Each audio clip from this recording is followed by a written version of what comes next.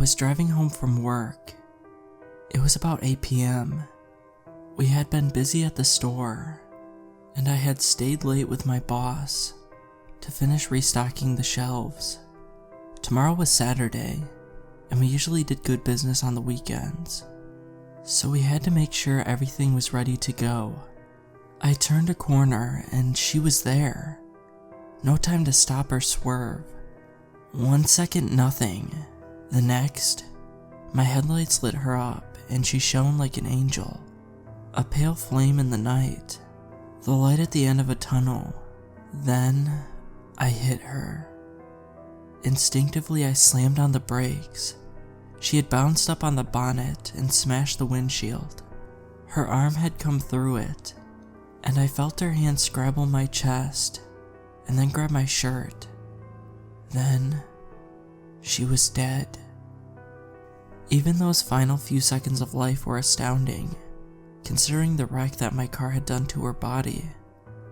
Later, after the paramedics, after the crowds in the tow truck, after the sirens and the emergency blankets, they told me she was 33 years old, Janet Simmons, on her way home from dinner with her parents. She was a veterinarian. They told me that blind corner was a problem, that 2 others had been struck by a car here this year. I didn't have to work that weekend, but I did have to go to the police station and give a statement. My car was wrecked, so I had to take the bus. It wasn't until the next week that it started happening. I was snuggled into my recliner, flirting with sleep. I had turned off the TV, but couldn't be bothered getting up and going to bed yet. I quickly became properly awake as I felt something pressing on my chest. It was pitch black in the living room, and I reached down and grabbed my phone to shine a light and figure out what was on me. It was a hand, clutching my shirt. It was her hand. The same lacerations from the glass, the same cracked fingernails and broken wrist. She was there, draped over my chair just as she had been draped over the bonnet. Her neck all twisted around. Her skin was sunken and pale. The harsh blue light of my phone's torch painted her in excruciating detail. Her eyes opened. They were black completely. "The sun has gone out," she said, chunks of tooth dripping in bloody saliva from her ruined mouth. "It's so cold." Then she was gone. I sat there covered in sweat and shivering. It had been a dream, obviously, but it felt so real. It took hours to go to sleep that night. 2 days later, it happened again. I was working on a project in my home office and closed my eyes for a second, leaning back in my chair, and there she was. There are no stars. Her legs spasmed and sent my chair rolling on its little wheels. A trail of black blood spread across the carpet. She smelled this time, of putrefaction, of dust and ash. "No light left in this world," she whispered. After she was gone, the stain remained on the carpet. I tried everything to get it off, but nothing helped. In the end, it still looked wet, like she had just been there a few seconds ago. I stopped going into that room. I stopped going into work. I went to the bathroom and she was in the corner, propped up by the wall, bones grounding audibly as she turned to face me. "I couldn't stand to be alone anymore," she told me calmly.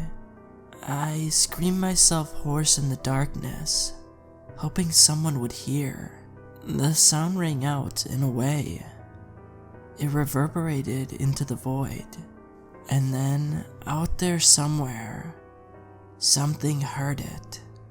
I went into the kitchen and she was draped over the fridge like a trophy pelt. I could see the lumps of bone from her shattered ribs pushed up against her skin. "It's coming now. It's coming with an entourage. It comes with a crowded host of sycophants. It comes with a dancing, capering reel of horrors. I couldn't use the kitchen after that. The fridge was crusted with all manners of rotting viscera, and bugs were everywhere. I went out to get some food. On the street, a woman with a stroller grabbed my arm as I walked past. She pulled me close and whispered in my ear, "It comes with dregs of a million worlds. It drenches them in its glory, and the foul things that live afterward are swept up in its wake." I headed to the restaurant I had randomly picked out. A waiter took my order. I glanced around at the other tables in the room. It felt like everyone there was watching me, but if I focused on anyone in particular, they seemed to be acting normal. The waiter placed my plate on the table and knelt down beside me. He stared into my eyes. "It bears a rod which was carved from the bones of gods," he said. "It bears a lantern that drinks the sun." I wasn't that hungry. I left without paying. Nobody tried to stop me. When I got back to my house, there was a crowd of people in my front yard. There were so many that they spilled onto the street and lined the walkway. Each one carried a black candle. Their eyes were blank and their faces expressionless. As I passed each one, they would lean towards me and say, "It is close now." I must have heard them say that 100 times before I got to my front door. That was yesterday. They haven't left. If I go near the windows, I can still hear them murmuring that it's close. I don't have much time. I haven't seen Janet again, but I think I understand now. She's linked to the thing, and I'm linked to her. If I'm not around anymore, maybe it won't be able to find its way here.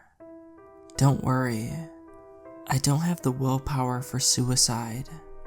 I'm gonna go hiking, get myself real deep into the woods in a national park that's near here, miles and miles away from anyone. Maybe then, if this thing shows up where I am, it'll just take me and leave.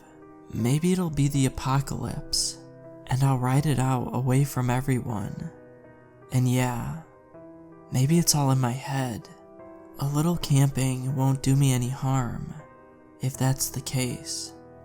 If it's not, well, good luck with whatever comes, everyone. Stay safe.